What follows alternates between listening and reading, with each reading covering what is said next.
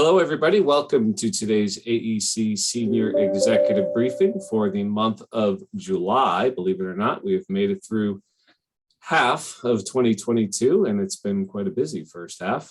If you're here with us today, you've made it as well. So that's kind of the theme of today's broadcast, is we're going to be talking about the outlook of the year, what we're optimistic about, and what causes concern. I'm Greg Hart with PSMJ Resources. Welcome to our PSMJ Pro members, as well as those of you who are joining us who are not members of PSMJ. Hope you do consider that. It's been a great community, and it continues to grow more than we ever expected it to grow. A few things I always go over before we start the broadcast. Number one, if you have a question for myself or any of our guests during today's broadcast, you can enter that in the Q&A panel on your screen. We try to get to as many questions as we can during the broadcast. If you registered for today's live broadcast, you will be getting a link to the recording in an email from me within usually about 24 hours of the broadcast. So don't feel like you got to scramble to take notes on that as we go through.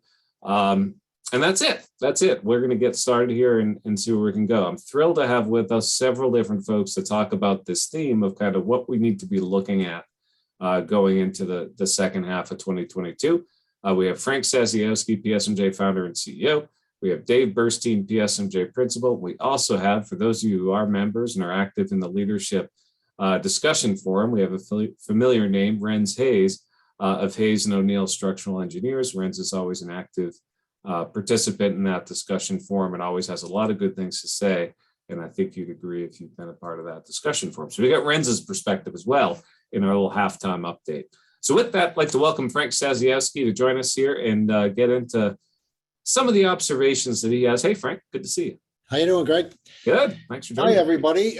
Thanks for joining us on this beautiful summer day in July. Anybody who's been listening to the news knows that we're all trying to talk ourselves into a recession. I got to tell you, when we look at the data, and I'm going to have Dave and Greg put up some data in a little bit here, it's going to blow your mind because the industry is doing so much better than it's ever done. Profits are up, work is up. Our quarterly market survey shows that proposals are still coming in strong.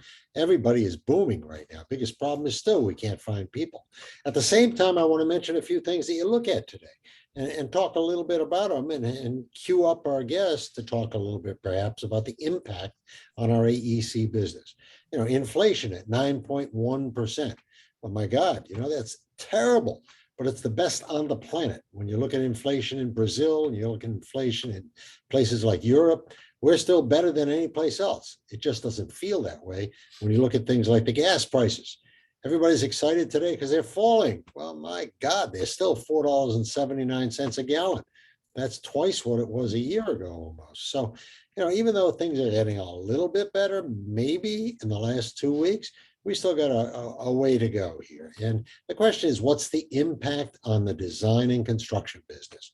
Unemployment, the worst in 24 months, reported this morning. Well, that could be good. It might mean some of your people might think twice about, getting out there in the job market before they leave. So, we're in this problem of finding people and having people leave. Maybe we need a little bit more unemployment to keep people from just jumping ship. And then the stock market. Well, my question is, and if you listen to me over the last 6 months or a year, you know that I'm bullish on the 20s, and I still am. I still think we're in the roaring 20s, and we're going to come out of this decade better than we've ever been. And if you think about that, well, today is a damn good time to buy stocks. It's a stock market buying opportunity. Sure, it's low, and sure, our 401ks have been hit. You don't want to buy and sell. You want to have a strategy. But my God, there was one indicator I heard this morning on CNBC where they were recommending that people start to buy because the indicator had suddenly turned to a buy signal. So watch for things to be solidly good over the next 5 or 6 years. With this blip going on, we'll see what happens in the midterm elections. I mean, I have my own predictions, but I think it's time. People want change from where we are politically, and they want change from where we are economically. So I don't think we're going to be in for a really bad time. However, if you're buying a new car, one of the statistics this morning was that we have now hit the highest per car price in the history of car sales. The average car price right now for a brand new car in the United States is $48,750. And that's for average. So you've got half above and half below. I'll tell you, that's expensive cars, folks. Sell your used car. It's time to sell a used car and get another used car, I guess. Anyway, I want to, with all that going on, our job here today is to talk about, okay, what do our numbers show? And you're going to hear some statistics from Dave. And what should we do about it? And you'll hear from Ren some ideas on where we go from here and what we do. And then I'll jump in if it gets too boring, and you can jump in as a member and as a participant in this in the chat room, and we'll answer as many questions as we can. So let's move to Dave Burstein right now. Dave, welcome.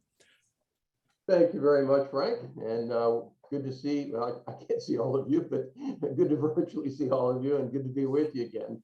So, yeah. So show us the numbers, Dave. Show us the numbers. Okay, so let me share my screen and show you some data here. Can you see that? We can. Okay, so what I wanted to do is just really quickly go through a few things. First of all, some indicators that tell us about what happened to the industry last year. We just published this week our 2022 financial performance survey, and I've been going through and mining that data. So I'll give you some of these metrics about 2021, and then look at some metrics that I think are going to talk about what is going to happen this year and in the years to come. So let's get right on it.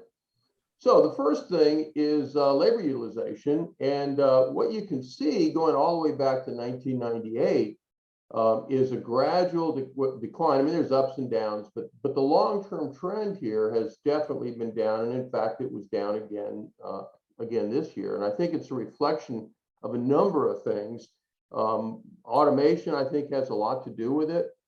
Back in 1998, there was places called drafting rooms, and they had people called drafters.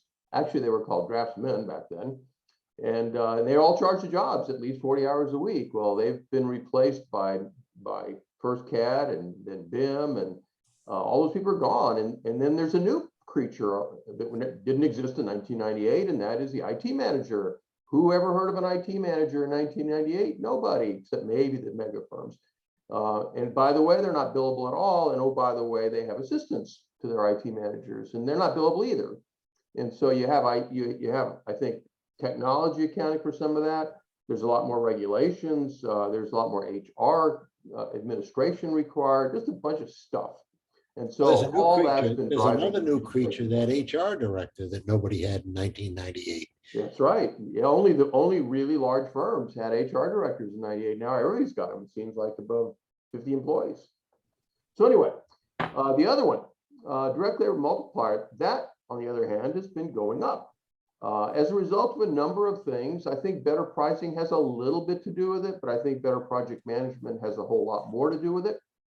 And what's really interesting the last couple of years is you can see from 20 to 21, this is COVID year, and you can see that the direct labor multiplier for the first time had a significant drop, more significant than any time since this graph shows anyway. And I think that resulted from people just all of a sudden, instead of working collaboratively in the office, they're working individually from home. And nobody really knew exactly how to do that. And so they were kind of groping around, and it showed. It showed in more budget overruns. Well, the interesting thing about this survey is it actually reversed. And in 2021, a couple of things have happened. One is people started getting better at managing remote teams. And number two, more people came back to the office, and so there was more collaboration. So I think the combination of those two things made that decline reverse, and we'll see what happens next year. Hopefully we get back up into the multipliers that we had pre-pandemic. Another one is overhead rate, and overhead rate did not go up as much as utilization went down, even though utilization is the single biggest driver of overhead, because non-labor overhead has generally been declining. But if you look at 2021, all of a sudden, boom, well, 2020, it actually took a dip because everybody was at home, nobody was traveling. And so there was a significant dip in non-labor overhead, which overcame a bit of an increase in utilization. And so the total overhead actually dipped, which was the first time in a while. But then it not only went back up, it went up even more in 2021. And so I think we're starting to see people coming back to the office, spending more on renewing leases, other non-labor overhead kinds of activities, travel, and so on. It's starting to show up. Now, Dave, let me jump in here because, you look at these factors and they're great KPIs that this first three that you've put out there for the last 15, 20 years we've been doing this. And, you look at these numbers, they are the measures of an industry that is labor intensive, getting paid by time pretty much, whether you're lump sum or not, they're measures of that. Don't you think if we keep going in the direction we're going with more technology and more work from home, work from any place, a change in the way we measure productivity, that we might have to change these KPIs? Could be. I think even before that, what has to change is the mindset. Because I think what's happening is a lot of firms are getting on board with technology. They're using more and more technology, drones and ground penetrating radar, mobile mounted ground penetrating radar, and a bunch of other kind of technologies. But they're still in the mindset of selling hours. And so I think before we even change any metrics, we have to change the mindset that people have to stop thinking about selling hours and start thinking about selling value, which is bolstered by intellectual property, which to a large degree is technology and other things. When Renz comes on in a few minutes, I want him to comment on what they're doing to change that mindset, because I think you'll hear some shocking but good stuff. So if we combine a couple of factors, if we combine labor utilization and direct labor multiplier, multiply the two together, you get a metric that is called revenue factor, also known as net payroll multiplier. You can get the same answer by taking your net revenue divided by the total payroll. And this really has a high correlation with profitability. And what you can see here is a big drop in 2020. And what that means is that that utilization stayed pretty flat, but the direct labor multiplier dropped. So we saw a big drop in that. And then a recovery in 2021, and again, for the same reasons that we talked about. But the good news is that the impacts of the pandemic, at least the impacts on our finances, have definitely dropped off.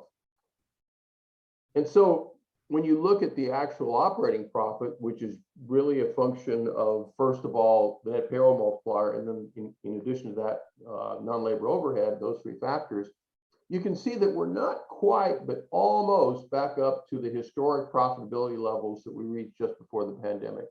And so, this little dip here in profitability didn't last very long. In fact, it's really interesting if you look at the peaks and valleys of this curve. Here was the recession of the early 2000s, which was a relatively modest recession. Here was the recession of 2009, 10, 11, which was a really severe recession, but the industry's profitability actually didn't drop any more than it dropped in the previously much more mild recession. Then you get to the recession of the COVID-induced recession, it dropped hardly at all. So it seems like we're doing a better job. The peaks are getting higher and the values are also getting higher. This is a really interesting one, I find. This is a measure. So far, we've talked about income statement. This is really a measure of the balance sheet. And it's just a good 30,000-foot metric to determine how strong your balance sheet. You take your shareholders' equity, which is assets minus liabilities, divided by the number of full-time equivalent employees. In the US, that's 2,080 hours. In Canada, it's 1950. And you can see that for many years, it was really pretty flat. I mean, it went up at about the rate of inflation. And then all of a sudden, in 2014, it just jumped up. And I think what happened was that people had remembered the difficulty of the 2010 recession and the difficulty they had in making payroll. And a lot of times, a lot of firms had to make capital calls to their partners, not a pleasant experience. And so they were much more conservative in their balance sheet. They left a lot more money in the company than they had 2010 recession. And so they took a big jump, and then it kind of leveled off a little bit. And now it's taking another big jump. And I think part of this is the PPP loans. People got significant PPP loans, and instead of spending all that money or bonusing it out, they've left it in the firm. And so now firms have become ultra conservative on their balance sheet. That's good because it definitely protects you against the next downturn. I think it may be a little bit unnecessarily high, but I guess better safe than sorry. If you dig a little deeper in the equity per employee, what you find is that it really is a function of firm size. And that makes sense fundamentally. Smaller firms need to have, relatively to their size, need to have more equity than larger firms. Larger firms are more diversified. They're less subject to ups and downs in the market than smaller firms that tend to be in only one or two markets. So you'd expect that. And then there's another factor too, I think, and that is the PPP loans. You know, obviously firms above a certain size were not eligible for PPP loans. So you get that too. But to me, these are kind of the upper limits of what you really need to have in terms of equity. We're also on a related note to what Frank was talking about. We're seeing a real change in the way that contracts are being written. If you go back to the mid 90s, what you saw was about 40% of the revenue in the industry came from lump sum contracts. That's gone up to almost 60% now. And this last survey was 59%. That's a big increase over the years. And in fact, if you look at this graph, you can see that it's actually been accelerating over the last few years. And then you look at some things that have gone, well, another one that went up actually is the blue one, hourly with no limits. And, you know, that's just open-ended kinds of contracts, seconding personnel to the client's offices, things like that. Things that went down are hourly. I'm sorry, that the hourly with limit is gone up. The hourly with no limit has gone down. And what that means is that clients are really reluctant to issue those kinds of contracts. And instead, they're doing more hourly with the limit, the worst kind of contract you can get. I guess the good news is it seems to have leveled off in the last years. If you just look at the last 4 data points here, maybe it's declining a little bit, but this is a really bad contract. In our financial management seminar, we talk a lot about how to get out of this. And then the other one, there's a question that came up on some of this stuff from one of our participants here that says that all these numbers that look so good must be for firms doing nothing but private sector work. There's an individual does government sector work who can't get any better multipliers than 2.5. Comment a little bit about on that. And our numbers, by the way, for all of you out there, reflect the entire industry, not just private sector. So Dave, you might want to mention a little more about that. It's a really good point, and we really, when we dig into this in our financial management program and our principals boot camp, we spend a lot of time talking about that. And even within the public sector, there's different elements of the public sector that have very different profitability. The worst is DOTs, because they seem to be married to FAR plus 10%, or if you're a really good negotiator, you might get 11 or 12%. And that's it, and that's all you can get.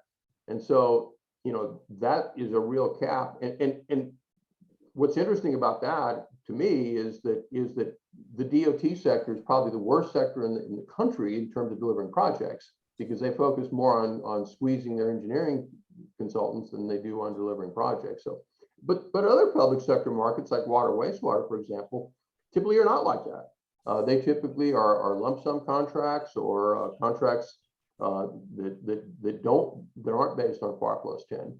There's a lot more data. In fact, you know, really encourage you to dig into the details of this, because I'm just giving you 30,000 foot perspective, but you really need to look at data for firms like you that are in your markets to get a better handle as to what these numbers mean. One thing though that is definitely in decline, and that is the percent of actual construction cost contract. When I first started in the 70s, that was like the way to contract for everybody. And now it's just become less and less popular. And as far as I'm concerned, good riddance. So let's look at— Hey, Dave, another comment that came in, I want to have you comment on. We're getting a couple of comments on this. One of the questions I got was that shouldn't the PPP loan improve profitability? And I responded in typewriting that said no, because it's really not an income.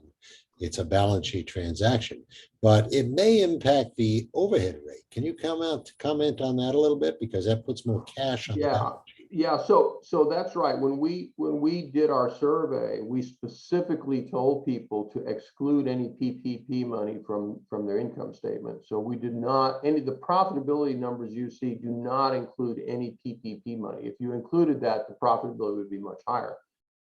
And so, yeah, that really isn't a factor. But what was the second part of that question, Frank? Well, the second part of it is how it impacts the overhead rate, because if So there's cash on the that was balance sheet. for people that are in the FAR world, that still is up in the air.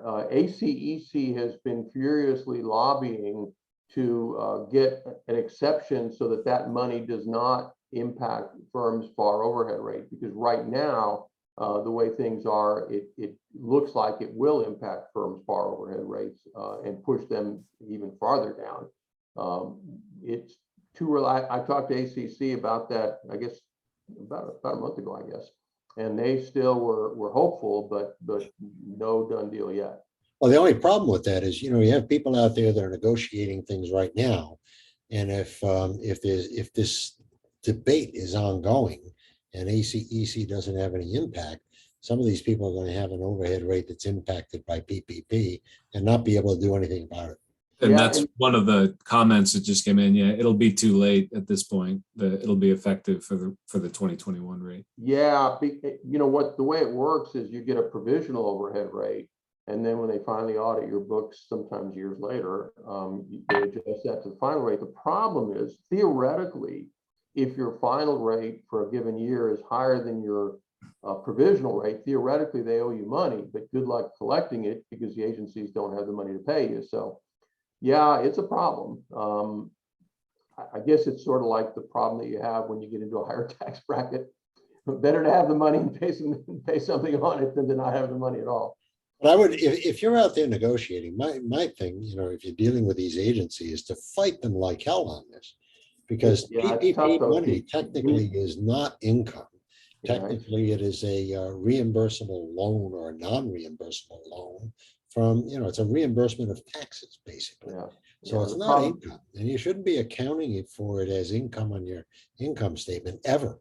And So- that's exactly the point that ACE is trying to make in getting AASHTO and other agencies that oversee that sort of thing to go along. But that's a tough battle. And for an individual firm, it's almost impossible to fight that battle. It's the government giving you money but taking it back.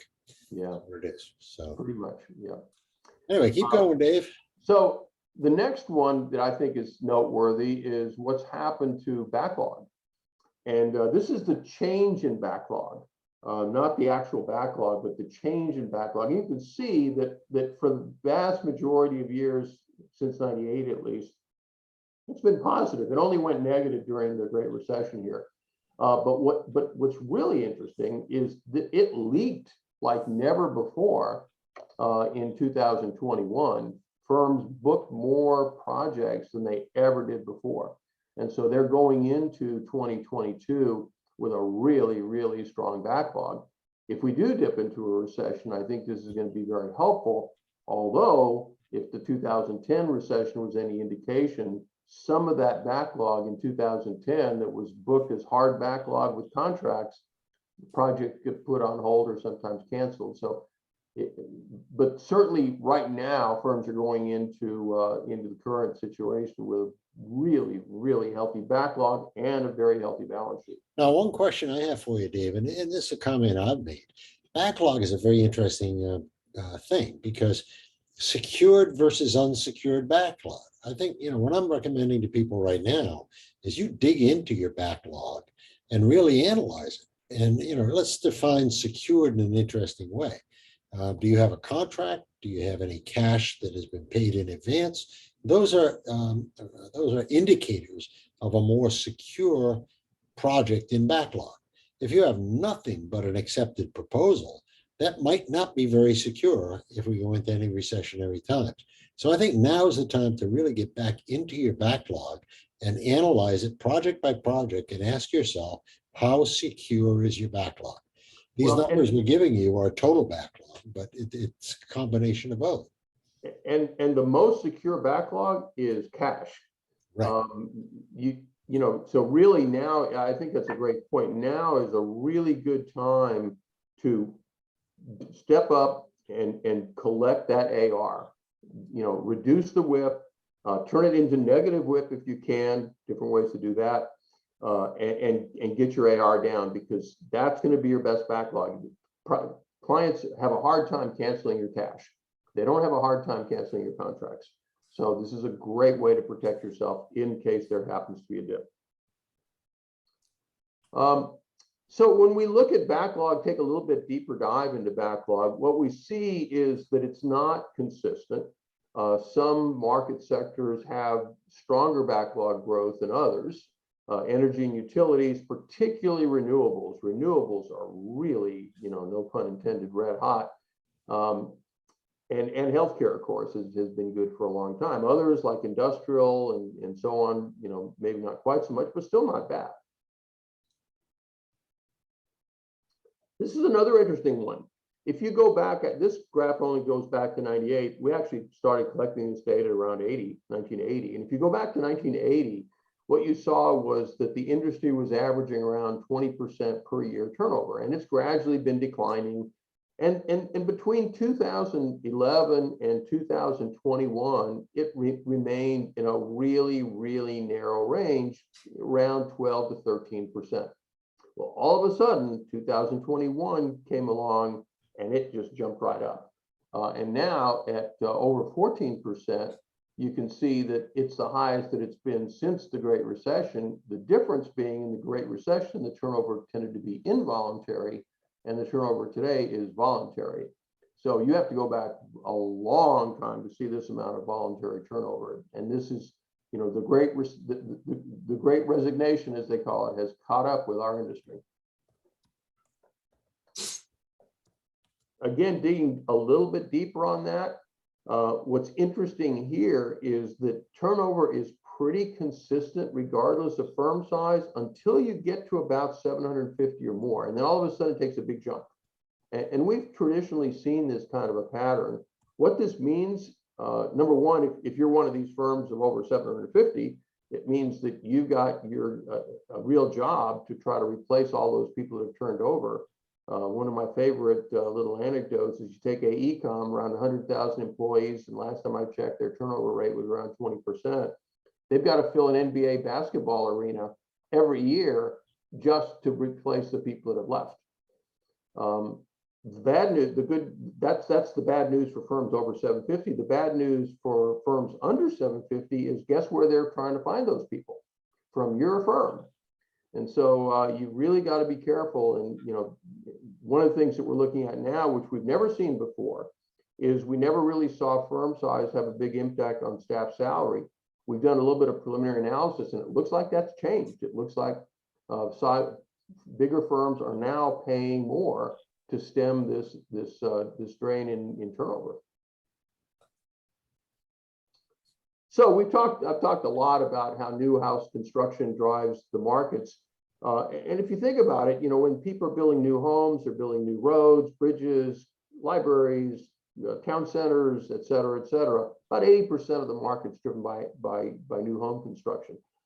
It's a weird, well, by the way, it's actually different right now because most of that infrastructure that's affected by homes is actually now being shored up by $500 billion of federal money. So things are a little bit different. But if you look at the housing market, it's weird.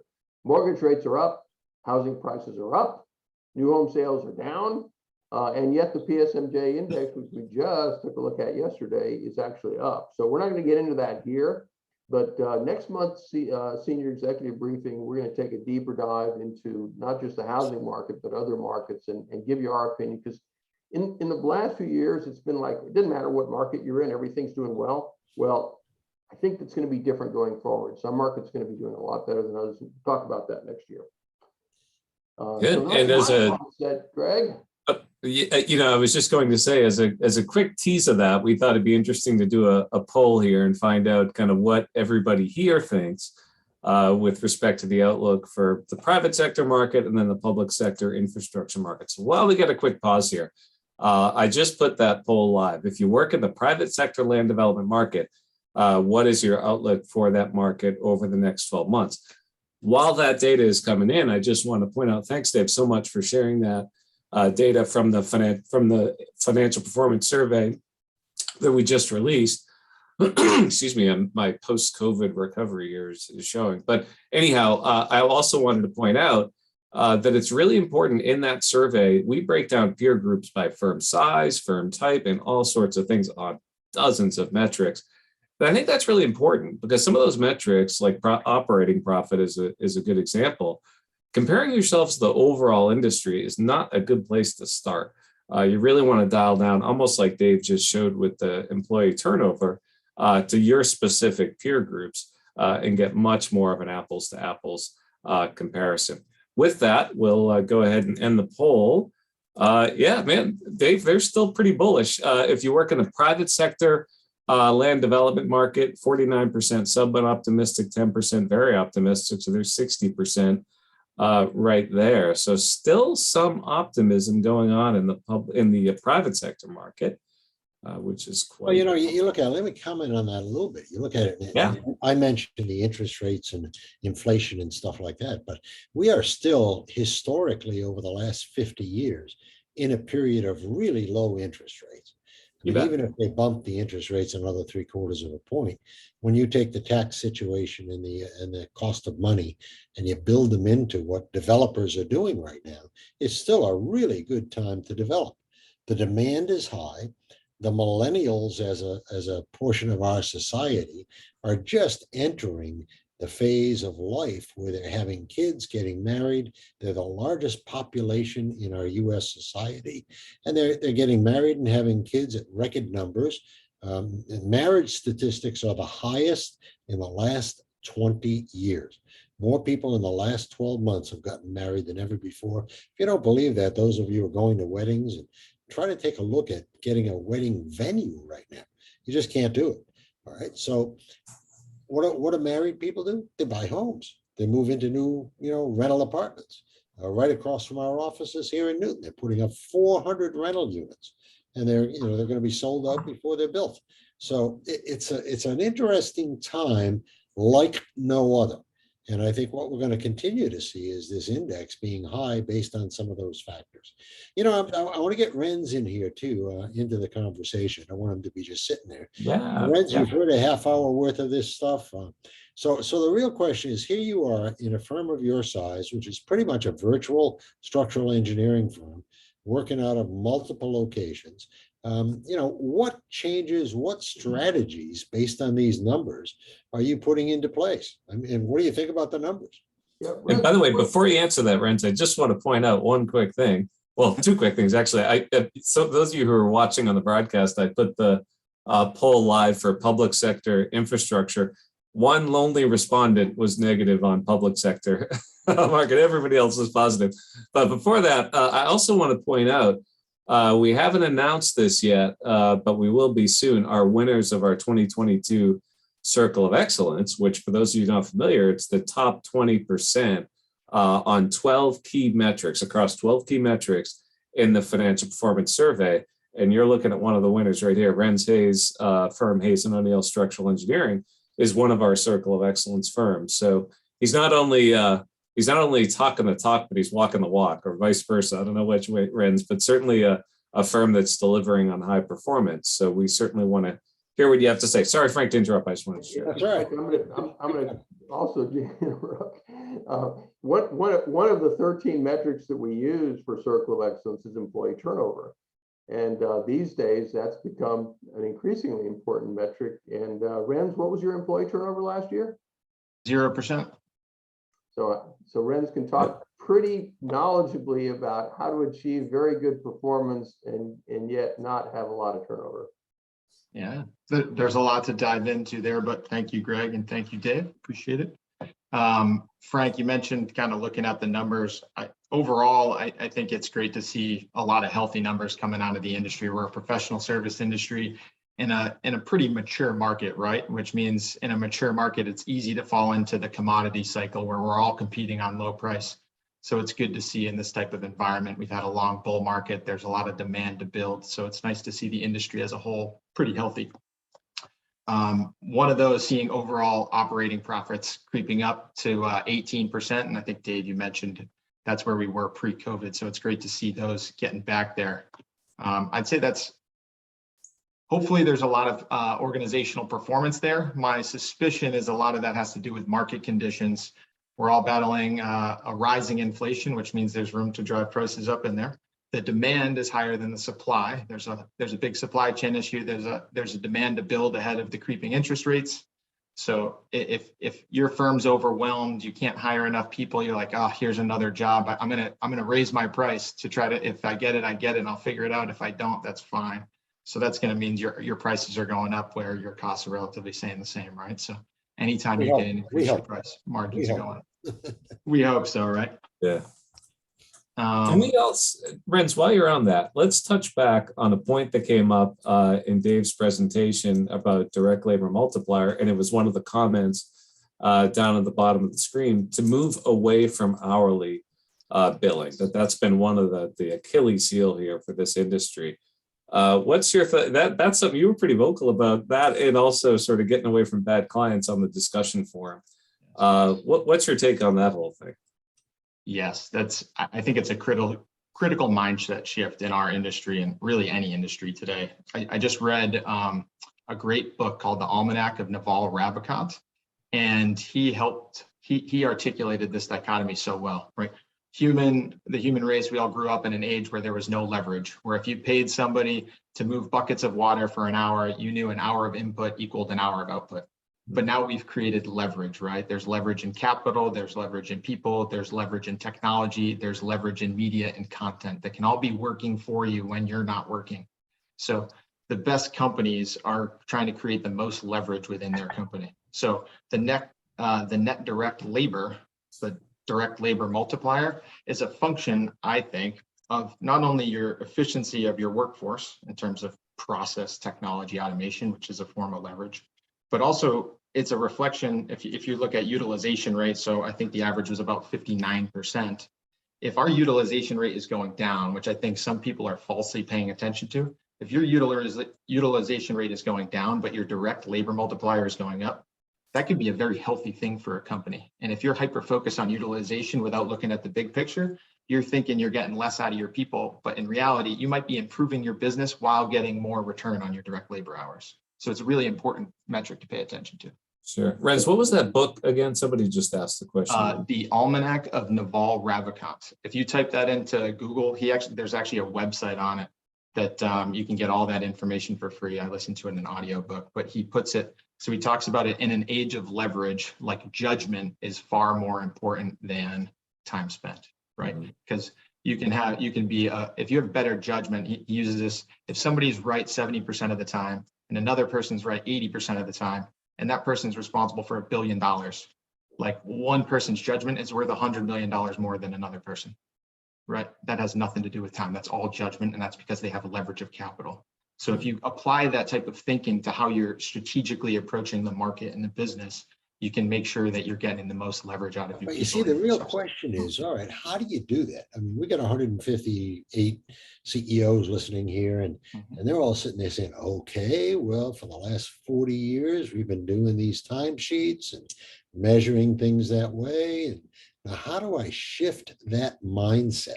And the struggle that I have when I say things like get rid of your time cards, and all of you know that I'm bullish that way. It's like no more time cards.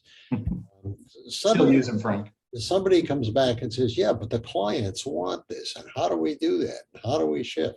So the real hard thing is, absent starting a brand new firm and going out and starting from the beginning with this kind of a mindset, which many people at your age and in the millennial group are doing.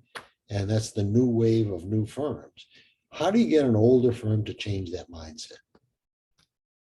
It's got to start at the top. Change isn't going to happen unless leadership commits to it and starts to reward the behavior. Again, change is really hard. It's like steering a big ship, right? So leadership, if they say one thing and behave another, if they come out here with this big pitch and talk about leverage and how time is invaluable and we're rewarding outcomes and judgment, but then they actually their behavior is different. They make decisions that contradict what they say. You lose culture altogether. Renz, I think you've understated the problem. Okay. What you've got, well, let me just give you a quick preamble here. We did some regression analysis and some sensitivity analysis. Turns out the direct lever multiplier has twice the impact on profitability as utilization does. And yet, most principals are still hung up on utilization. And I think the comment you made about it starts from the top is 100% right. Unfortunately, for most firms, the people at the top are the worst offenders of what we're talking about. So it's not that they're saying one thing and doing something else. They're not even saying it, you know. They're saying and doing the same thing, and that is keep utilization up. You know, where I come back on that, Dave, and I encourage everybody to do this. If you go back to the ENR 100 10 years ago and compare it to the ENR 100 today, you'll see that only about 20% of the ENR 100 firms by name are still there. So and what happens is there's a natural evolution and revolution of firms. And the younger firms now are running their businesses differently than the older firms. And Renz is a good example of that. They come out with an attitude and a real vocabulary around value, results, and leverage, as opposed to effort. And I think, when we see value, results, and leverage as the key components of a strategic plan, you start to see some of these things happening. When you see effort as the key component of a strategic plan, we're holding on to the past. Couldn't agree more, Frank. Yep. Friends, let's talk a little bit about the employee turnover, because 0 is, you can't get much lower than that. Maybe tell us what are some of your secrets here to keeping engaged employees and keeping them from being one of Dave's stadium of age potential employees. So if I were to try to make this as concise as possible, first, I think the most important thing for any business to get right, and I know I've talked about this probably every time I join you guys, is mission, vision, and values, right? Like, how can you expect people to be engaged or know how to drive forward to a goal if you haven't defined where you're going or defined what you stand for, right? And then that's your mission and your vision. Your core values, they guide decision-making and align like organizational behaviors that are going to deliver on your value proposition. That's part one, right? You get that right, you can overcome a lot of other organizational flaws if you get everybody rowing in the right direction. The other piece, I think a lot of companies, myself included in the past, you could be the best company in the world, and if you're not telling people why you're the best or showing what opportunities lie there, like if you want to attract level 10 talent to your company, you have to provide level 10 opportunities. Like, what are you doing as a company to provide future opportunity and invest in that talent? And if that's not something you can answer and that you're broadcasting out there on a daily, weekly basis, then like no wonder you're not attracting talent. And that's why your current talent is likely leaving, because they don't see the future opportunity. If all you talk about is utilization, you're not talking about where the firm's going, how you're improving, like, it's not just grind to drive organizational performance, right? We got to be strategic in how we approach things. And that message really drives things home. Third part, open book financial management. Our team reports our profit and loss statement every single Monday. That calculates the team-wide bonus. It lets them know the health of the company. They see all of these metrics that we're talking about here. So they have confidence in where we're going, and they see the results of our organizational strategy and our execution framework. And if those two things are working, there's not a debate on whether or not it's effective. They know it's effective. What's interesting? What's interesting? On that Go ahead, Dave. Yeah. Yeah, let me jump on that last one, because I've had this, I do a lot of strategic planning with firms, and I've had this discussion comes up a lot. And a lot of times the pushback is, gosh, if we tell people how well we're doing, they just want more money. How do you deal with that? You got to educate on strategic plan, right? And that's where you're forecasting the level 10 opportunity. I think something you guys mentioned, we're still a fairly smaller term. We have a national growth plan. Like we're really looking to become a big player in the market and the industry. You have to make sure you have the right buckets for executive comp and performance at like the entry level position, the designer level at task, the project managers. You got to understand and forecast out what does this organization look like at 40, 50, 100,000 people, and understand where those buckets are coming from. It's very easy to say undervalue, say executive comp at a small firm, to where people that are doing task work could very easily look at that and say, oh, like we're driving way better results, we should have a bigger piece of the pie in a very healthy company, right? Whereas if you educate them through inviting them into the strategic planning process, they understand the moves that happen that drive the results. And then if you provide training to them, you know that you're giving them insight and a road to become into that position to help drive the future growth, right? It seems like in your saying this, I think this makes a lot of sense, right? Because one of the common mistakes right now is to just throw money at the problem, right? And we just got to give a bunch of raises, a bunch of bonuses, and then that's going to fix it. And I thought it was interesting that the three things you mentioned at the outset, not a single one had to do with compensation. Now the outcome, you talk about level 10 opportunities and all that, could be, that they get paid pretty well.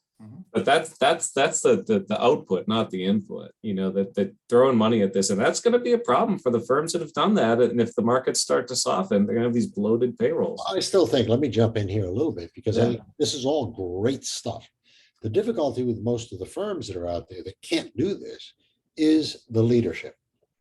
It's many of the people, I hate to say this, that are listening to this right now because of the fear of making change happen in this direction. I mean, you know what you've done for the last 15 or 20 years. It's safe, it's easy, you send out the bills based on hours, you get paid. One person mentioned a comment that I think is very good. Well, how do we convince our clients that we shouldn't do this effort-based kind of compensation? And that's a good question, because I think it's time you have to fire some of those clients. You really have to go and find clients that are receptive to output-driven, content-driven results as opposed to just labor. So, I mean, none of these things are easy. None of them are easy. But I think part of the difficulty now is that some of the senior leadership needs to move on, needs to give people opportunity at a different age and a different mindset to make this industry change more toward what Renz is saying. If we don't do that, well, you might be one of those 70% that don't make it to the ENR 100 10 years from now.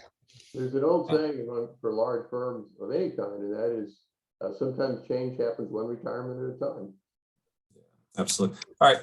So I want to move on. So we're going to run out of time here. We're almost at the top of the hour. And I want to stick to this theme of sort of the halftime update. We're going into the second half of the year. Renz, I'd love to hear from you. What are you most optimistic about? What are you most concerned about? What are you most bullish on? What are you most bearish on for this industry? And Dave and Frank, get ready, because I'm going to ask you the same question. It's interesting, and I saw you have that question in the prompt. I really don't focus all too much on the short term. I'm worried about where is our company going in 3 to 5 years, because I know that we're financially healthy and have the right client base, and we're doing the things that are going to get us to where we're going in 5 years. And if there's short-term bumps in the road, I know that we're financially stable to manage those. Yeah. If I think about the risk, some of it, like we're private sector work, right? Some of the challenges we talked about today about public sector work and them being such a driver of hourly rates and reducing your overhead billing, like that is so counterproductive to our culture. I would never even consider going into work with them. So we're all private sector work. And then if I think about risk, growth opportunity, I got to think about what sector am I going after? How big are the players? Are they sustainable? Are they successful? Am I going after somebody that can weather a recession and bumps in the road? Are they long-term vision? So if I think about that, it's like how much of my backlog is true backlog in a recession, how much of that can go away, right? So that would be something I'm paying attention to coming into this period. And the second one is, I think there's going to be companies that panic and make mistakes, and it's going to open up opportunities for us to grab level 10 talent for that 5 year. Sounds good. And I'm going to pause for a quick housekeeping. A lot of questions, people enjoying the broadcast. Yes, there will be a link to the recording in the follow-up email that I send out. And we'll also include a link to Dave's slides. So keep an eye out for that. And if you missed anything, I saw a question about, excuse me, what were Renz's 3 points? You'll get that all in the recording. Dave, if you're a CEO of an architecture engineering firm, what would you be worried about going into the second half of the year? So it really, I think, depends on what markets people are in. And I think it's a mistake to lump all private sector markets together or to lump all public sector markets. You really have to drill down and see, if I'm in water, wastewater, man, I'm bullish as I can be. If I'm in transportation, I'm bullish about revenue, maybe not so bullish about profits. If I'm in healthcare, I'm bullish about revenue, but now I'm starting to see a bunch of new players coming into the healthcare market. And so, I think it's very situational. I don't think you can just look overall. So you've got to look at the markets that you're in, you've got and your competitors and your geographic areas and adapt your strategy to that. And I really could not agree with Renz anymore about the long-term view. You've got to start with a strategic long-term perspective, and you've got to set your goals, and then you can say, all right, what are we going to do next year that's going to not only make us do well for next year, but it's going to move us significantly toward those longer-term goals that we set. Good. Let me hop in on that too. Go ahead. It's all right. I got to tell you, what I'm most worried about is the negative conversation going on out there in the marketplace. I think we're talking ourselves into a recession. This morning, Bill Gates published a treatise online talking about he's worried about the status of the world and how bad the world is right now. Well, bad news sells. I mean, man, these guys, these news agencies can get big bucks for sponsorships when they put out all the bad news. I'm sick and tired of hearing about all this bad news. We've got positive demand going on. I'm most optimistic about the young people in life, about the millennials who are now moving in and doing things in a different way, forming new companies, changing the way our society thinks. And I think there's real opportunity if we give freedom to the young people to act and not control them and not act out of fear. So I am still bullish on the roaring 20s. I think right now our job as CEOs and as leaders of design firms is to coach our clients on how to take advantage of this opportunity we have right now. And it's to really get closer to the clients, never lose a client, be friends with your clients and coach them on how to keep moving forward. That's the biggest opportunity. So I'm on a scale of 1 to 10, I'm probably 80% optimistic and 20% pessimistic. And my pessimism comes from people talking us into a recession. I mean, I really think it'll go away if we just keep on doing the things we should be doing.